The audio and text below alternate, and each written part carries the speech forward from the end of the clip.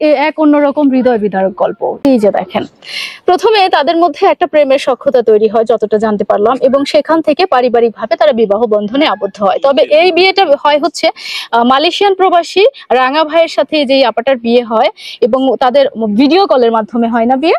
হ্যাঁ, ভিডিও কলের মাধ্যমে বিয়ে হয়, এবং বিয়ের বেশ কিছুদিন পরে এই মেয়েটা একবার অন্য ছেলের সাথে হাত ধরে চলে যায় আর কি। তারপরেও দেখেন এই রাঙা ভাই প্রবাসী, মালয়েশিয়ান প্রবাসী এই ভাইটা কত ভালো, উনি আবারও স্ত্রীকে ফিরিয়ে আনে পরিবারের মাধ্যমে। আসসালামু আলাইকুম ভাইয়া।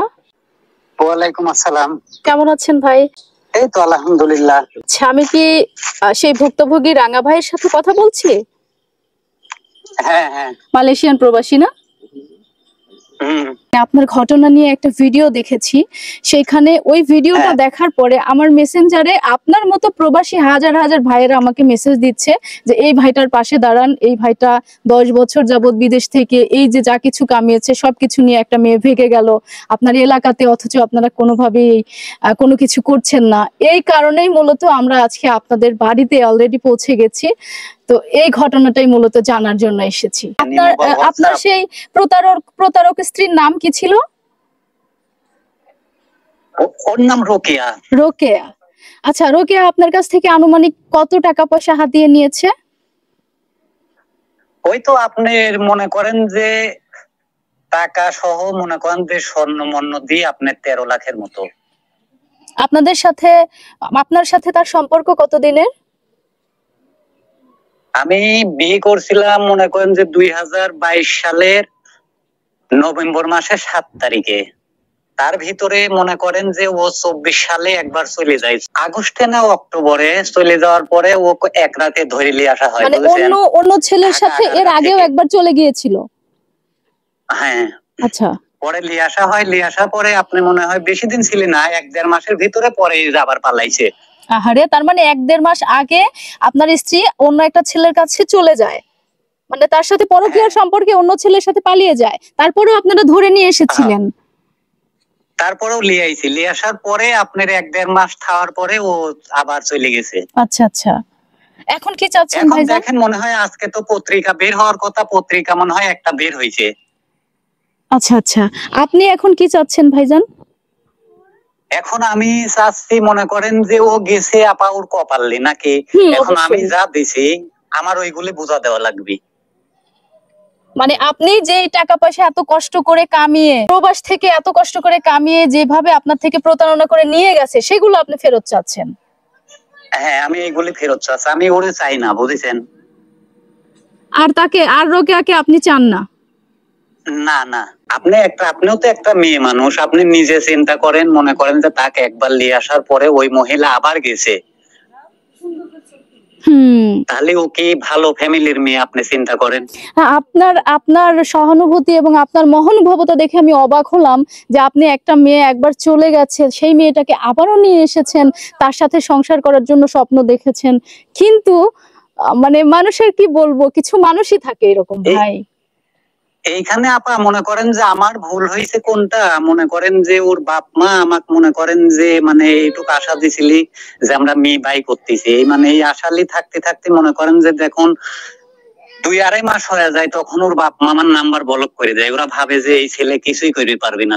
আচ্ছা, কারণ আমার কাছে তো সব ডকুমেন্ট আছে, আমি যে টাকাগুলি পাঠাইছি আমার কাছে তো সব আছে। দেশে তো মনে করেন যে আইন আছে নাকি। এখন আমি মনে করেন যে আগাইতে পারি নাই মামলার জন্য, মনে করেন যে আমার তো বিয়ে রেজিস্ট্রি হয় নাই। এখন তো মনে করেন যে ভিডিও ফুটেজ হয়ে গেছে, সত্যি তো বের হইছে। অবশ্যই ভাই, আপনি জেনে অবাক হবেন যে আপনার মতো হাজার হাজার প্রবাসী ভাইরা আপনার সাথে এত পরিমাণ আমাকে মেসেজ দিচ্ছে। এই ঘটনাটা কি আমরা জানতে চাই, এই ঘটনাটা আসলে ভাইয়ের মুখ থেকে শোনান, খুবই ভালো লাগলো আপনি কথা বললেন। আপনি ই করেন আপা, ওই আপনার নাম্বারটা দিয়ে যান, পরে আমি মনে করেন যে রাত্রে ফ্রি হয়ে বিস্তারিত মানে সব বলবো না। কাজে তো মনে করেন যে সব তো বলা যায় না, বুঝেছেন? অনেক অনেক ধন্যবাদ ভাই, যতটুকু সময় দিলেন। তাকে ভালোবেসে বিয়ে করেছিলেন, সেই মেয়েটা যখন আপনার সাথে এরকম একটা প্রতারণা করলো, এটা মনে করেন যে আপা এটা ফ্যামিলির কালচার, বুঝেন না? তার ফ্যামিলি যে এই রকম আমি তো আগে জানি নাই। ভাই, আপনি স্বর্ণালঙ্কারের ভিতর কি কি দিয়েছিলেন যদি আমাদের একটু জানাতেন, মানে কি কি ছিল সেগুলো, গহনাগুলোর নাম কি?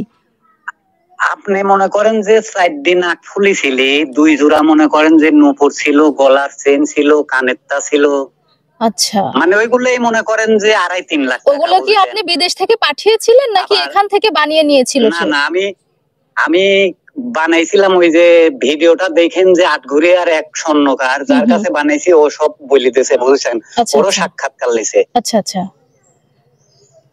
হ্যাঁ আমরা দেখলাম সাক্ষাৎকারটা। খুবই দুঃখজনক ভাই বিষয়টা, আমরাও বিষয়টা চাচ্ছি বিচার হোক। সর্বশেষ আমি বলবো যে ধৈর্য ধরেন।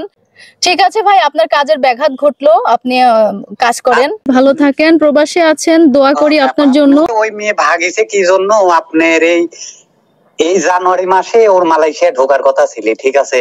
মানে মেয়েটাকে মালয়েশিয়া নিতে চাচ্ছিলেন? আমার ভাইস্তির সাথে কথা বলতেছেন, আমার ভাইস্তি হ্যাঁ, হ্যাঁ, একই দিনে একই টাইমে একই সাথে আমি পাসপোর্ট বের করছি, দুইজনকে একসাথে নিয়ে আসবো। ও আচ্ছা, আহারে তুমি ভাইস্তে না?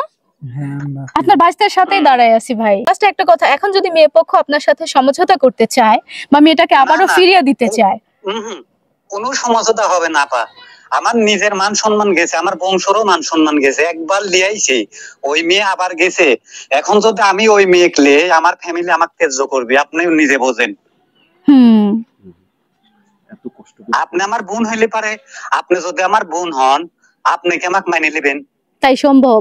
প্রবাসে যারা আছে তারা আসলে দেশের প্রতি এভাবে আস্থা হারাচ্ছে না আপনি ভাই। নিউজ করেন, সমস্যা নাই। ঠিক আছে, আপনি আপনি যা ভালো যা লাগে থাকেন। আমি আপনাকে দেব, আর নিউজ করেন। যেহেতু ওখানে বাবা মা ভাই বোন আপনজন প্রিয়জন বলতে কেউ নাই, প্রবাস বলে কথা, ভাই টেনশন করিয়েন না, তখন জীবনটা চলে গেলে তো আর ফিরে আসবে না, সবকিছুই ফিরে পাওয়া যাবে, টেনশন করবেন না, যা কিছু হয় মেনে নিতে হবে, এই আর কি। ইনশাআল্লাহ আল্লাহ ভালো কিছুই করবে।